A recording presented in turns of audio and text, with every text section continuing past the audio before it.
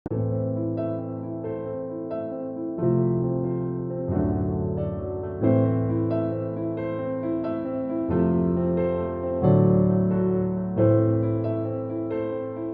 Bessac est un expert reconnu en matière d'écologie et de planification environnementale. Il a travaillé activement sur la restauration de l'île aux aigrettes.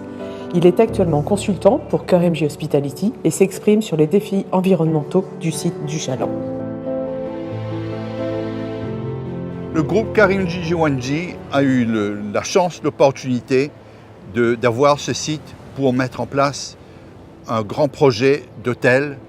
C'est un site magnifique, il est très beau, ça veut dire qu'il est spectaculaire par le paysage qu'il offre, mais en même temps il offre une particularité et une certaine sensibilité, c'est que le projet se trouve sur le parc marin de Blue Bay, dont nous avons ici une petite branche et la fin qui s'arrête à la pointe Vacois derrière moi. Alors, l'autre particularité extrêmement intéressante de ce site ici, c'est que nous avons une dune côtière. Dans un projet comme celui-là, ma philosophie, ça veut dire que je vais beaucoup plus loin qu'une philosophie internationale dans des projets de développement. Il y a une philosophie internationale qui dit No Net Biodiversity Loss. No Net Loss, ça veut dire qu'aucune perte, ça veut dire qu'on ne doit avoir aucune perte, aucun impact négatif sur la biodiversité naturelle endémique d'un endroit. Moi, je vais beaucoup plus loin et dès le début, c'est une philosophie que j'ai partagé avec le groupe KRMJ, c'est que, étant donné le privilège extraordinaire de ce site, qu'il fallait non seulement ne pas nuire, avoir un impact négatif, quel qu'il soit, sur la biodiversité, mais qu'il fallait au contraire, en finalité, que la contribution et la reconstruction sur la biodiversité soient positives et nettement positives. Ce qui veut dire que avec la construction de l'hôtel, en finalité, nous aurons un gain net sur la construction, sur l'environnement et sur les rétablissements de l'écosystème du parc marin et de tout le côté intérieur. Alors, je voudrais simplement résumer rapidement les 4 points essentiels qui sont les causes possibles de dégradation sur le parc marin, sur lequel nous voulons travailler et éviter. Ces 4 points sont, premièrement, les constructions beaucoup trop près de la mer, ne respectant même pas les 30 mètres de marge de non-construction depuis la marée haute. Le deuxième, bien sûr, c'est les écoulements des eaux usées dans le parc marin. Quand il y a beaucoup de construction, ça fait un déversement considérable. Troisièmement, il y a les activités nautiques de bateaux, etc., motorisés sur le parc marin, tant soit avec le mouvement des hélices, etc., que l'essence avec les huiles, les moteurs à 2 temps, qui sont très polluants. Ces 3 sont des activités liées directement, des impacts qui sont liés directement aux activités humaines. Et il y a un 4e point qui est en dehors, indirectement lié aux activités humaines, mais directement c'est une question naturelle. Aujourd'hui, nous sommes tous conscients d'un très gros problème, le changement climatique. Mais ça, c'est une autre question à laquelle je vais m'adresser quand on parle de la dune. Les 3 premiers points, c'est ce que nous voulons absolument éviter.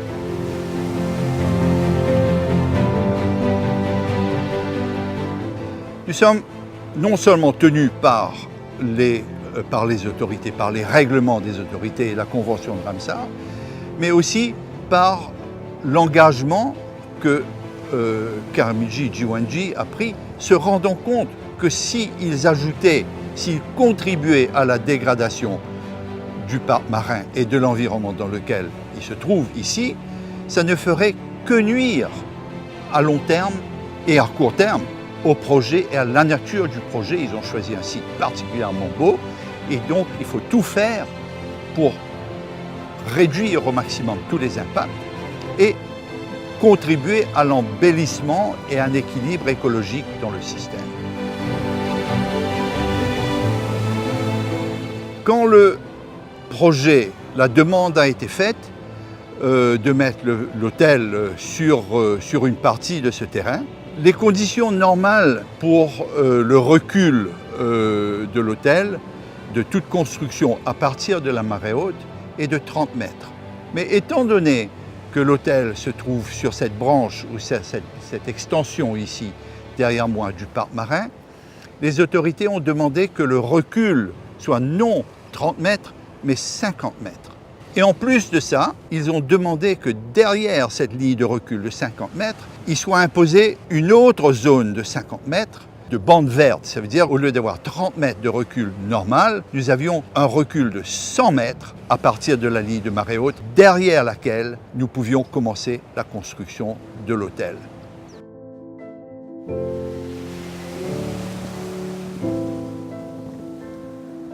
Ici, nous avons eu deux causes de pollution d'eau usée dans le parc marin. Ce sont des systèmes qui avaient été mis en place à l'époque par ignorance et par faute de moyens différents, plus modernes pour le faire. Nous avons eu, comme vous savez, la station des gardes-côtes qui est juste à ma gauche, derrière ici, et un peu plus loin, en balisage du terrain, la plage publique. La station de garde-côte, elle, avait jusqu'à 130 officiers de garde-côte qui occupaient à un temps ou à un autre les locaux, donc forcément qui se servaient des toilettes. Donc toute cette eau, ces eaux usées, à partir des fosses septiques, déversées directement dans le parc marin.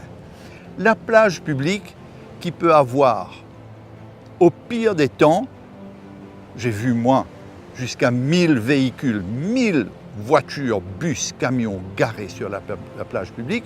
Si vous pensez un minimum de 2 personnes en moyenne par véhicule, ça fait 2000 ou 3000 personnes sur la plage publique pendant un jour de week-end. Ce qui veut dire que l'impact de ces 2 ou 3000 personnes sur les toilettes de la plage publique, qui déversent tous à partir des fosses septiques directement dans le parc marin, est réellement considérable. Le projet d'hôtel va construire un centre, une station de traitement d'eau usée qui va prendre non seulement toutes les eaux usées du groupe de l'hôtel, mais aussi enlever et supprimer de cet impact, que ce qui faisait un impact sur le parc marin, il va supprimer toutes les eaux usées. Non seulement le groupe va respecter et contribuer et respecter aux règlements imposés par les autorités de ne pas avoir d'activité de bateaux, etc. Le récif, comme vous voyez, le récif est tout près derrière ici. L'eau est pure et claire et nous ne voulons pas et nous n'allons avoir aucune activité de boating, ça veut dire de bateau à moteur, etc. Dans le parc marin. Ça veut dire rien dans ce sens de motorisé, etc. qui pourra en aucune façon détruire et nuire à la flore et à la faune marine. Donc, c'est pourquoi je parle de ça, c'est que c'est l'esprit proactif réellement du groupe dans ce projet. Le système dunaire est existant autour de Maurice depuis 4500 ans. Le système actuel, depuis 4500 ans à peu près, 5000 ans, ce système qui s'est formé avec une crête à peu près 150 mètres d'ici, qui fait à peu près 10 mètres de haut. C'est la hauteur générale de tout notre système dunaire à Maurice. Ce système dunaire est formé par l'apport de sable et de sédiments par le vent.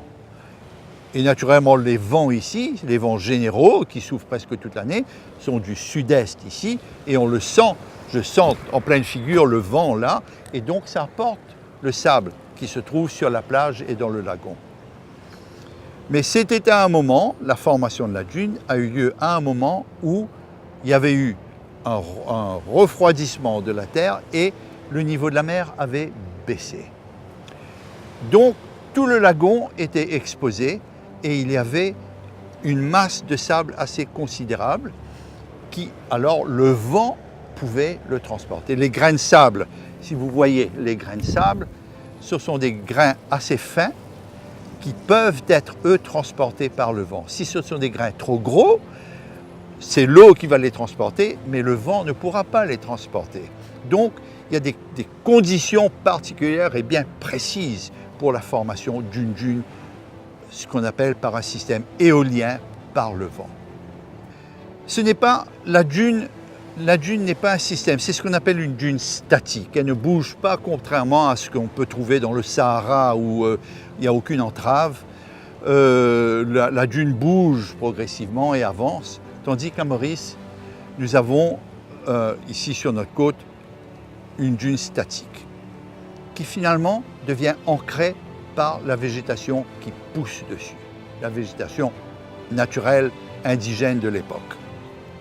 Mais il y a des activités qui font qu'il y a une crête, et vous verrez sur le plan ici, il y a une crête et il y a une pente et il y a un bout de terrain plat et qui arrive ici une autre petite crête et ça descend jusqu'à la mer. Une dune peut avoir des mini-crêtes, un nombre de mini-crêtes. Ça ne veut pas dire qu'il y a plusieurs dunes, c'est une dune, un système dunaire, une dune avec un nombre. Selon le vent, selon les cyclones, selon les différentes intempéries, etc., qui dictent cette activité. Ici où je me tiens, le système a été modifié pour un nombre de raisons. À l'époque, c'était une installation militaire et par la suite, avec l'indépendance, c'est devenu la police et les gardes-côtes, etc. Nous ne pouvons plus appeler cet endroit ici une dune. C'est fini, il fut un temps, ça a été. La dune physique a été enlevée, retirée complètement. On ne peut même plus l'appeler une dune aujourd'hui parce qu'elle a été enlevée.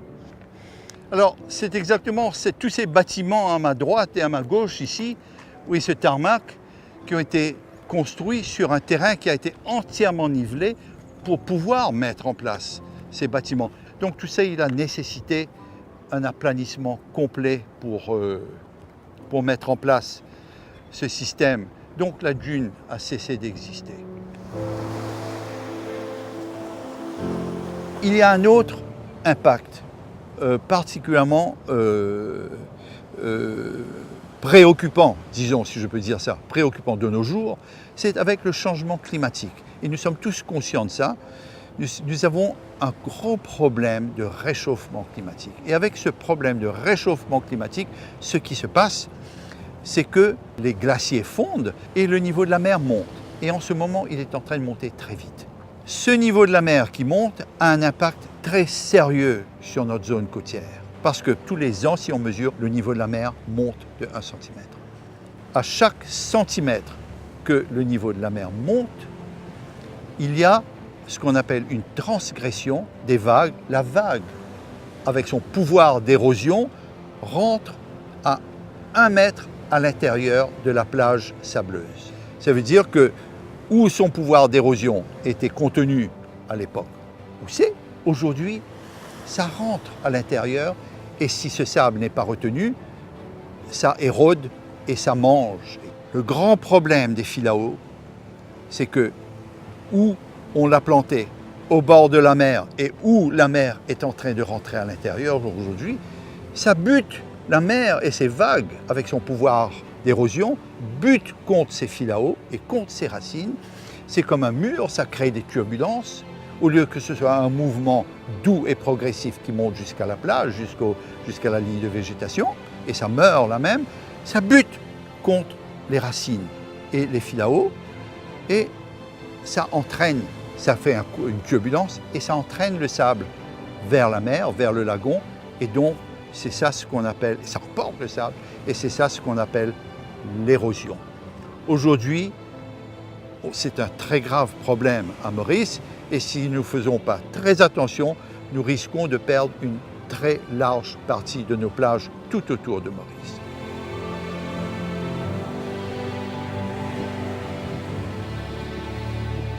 Avec le déboisement, dans les années 1850, 60, etc., les autorités se sont rendues compte que les dunes exposées étaient entièrement déstabilisées et avaient besoin d'un ancrage végétal. Ils ont planté des filao, sauf qu'à cette époque, on ne s'était pas rendu compte d'éventuellement quels pouvaient être les impacts néfastes que ce filao pouvait avoir. Le filao, partout où on le trouve, sur toutes nos côtes, vous vous rendez compte que nous ne trouvons que le filao. Et dessous, le chien-dent bourrique, l'herbe chien-dent bourrique. On ne retrouve plus, si vous regardez sous les filaos, vous ne verrez pas la moindre plante endémique ou autre plante. En fait, ce que le filao fait, c'est une espèce de désertification environnementale botanique. Ça veut dire qu'il exclut tout ce que vous pouvez avoir d'autre, particulièrement flore endémique, ce qui est le plus important pour nous. Et c'est là où tout ce travail de la plage et de la dune est extrêmement important. Nous allons reconstruire, nous allons enlever les filaos, nous allons éliminer les filaos et nous allons reconstruire ici, pour la première fois sur la zone côtière mauricienne, nous allons procéder à une restauration systématique de toute une bande côtière sur à peu près 300 mètres jusqu'à l'intérieur. Ça veut dire que nous allons restaurer en forêt endémique à peu près 7 arpents de terrain. Nous allons planter dans un premier temps à peu près un arbre par mètre carré de terrain. Ce qui veut dire que sur les 25 000 mètres carrés des 7 arpents ici, nous allons planter en finalité à peu près 12-15 000 arbres plus tard, enrichis par des buissons, etc., une végétation qui viendra en apport et en soutien avec cette végétation que nous voyons ici, le veloutier vert ici, le veloutier argenté de l'autre côté, et plus loin, il y a les divers bois matelot et autres plantes. L'importance de ça, c'est que ce que nous voulons faire, c'est, avec cette reconstruction, c'est que nous avons recréé un écosystème qui a entièrement disparu. Donc, nous contribuons à la reconstruction de cet écosystème qui a disparu. Les gens ne savent plus à quoi il ressemblait. Ici, nous verrons une forêt. Toutes les personnes qui passent et qui marchent sur la plage, ici, auront, ne serait-ce qu'en marchant sur la plage, ils auront l'occasion de se rendre compte et de voir cette richesse et cette beauté extraordinaire qui est cette forêt endémique. Il y aura à peu près une centaine d'espèces différentes qui composeront par différents recoupements et associations. Nous sommes arrivés à voir quelles sont les espèces qui formaient cet écosystème.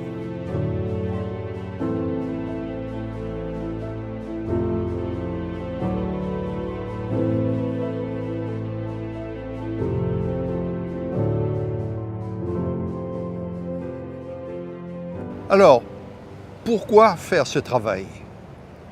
Et c'est très important de savoir pourquoi. On aurait pu laisser tout ça dans l'état. On aurait pu rester à ne rien faire. Ben oui, mais on a hérité ça comme ça. C'est comme ça, c'est comme ça. Mais en fait, il faut partir avec la philosophie. Ce que vous voulez transmettre, ce que nous voulons transmettre, je ne parle pas des générations futures, parce que les générations futures, c'est un terme vague et général, on ne s'identifie pas. Ce que je veux, moi, transmettre à mes enfants, c'est un environnement meilleur, plus riche que ce que j'ai hérité. Je veux l'améliorer, je veux leur léguer quelque chose. En anglais, on dit « we've been given this in trust ». Pas emprunté, on dit on emprunte, les générations futures nous ont prêté. Non, on nous a donné cette terre en gardiennage. Mais on peut être gardien en disant, c'est comme ça, on laisse ça, on ne fait rien. Ou on peut dire, non, je vais être proactif et je vais réellement contribuer à l'amélioration pour que ce que j'ai eu et ce que je lègue soit meilleur, et bien meilleur, plus beau, une plus grande plus-value Et en fait, ça se résume en une phrase, ne rien faire n'est pas la solution.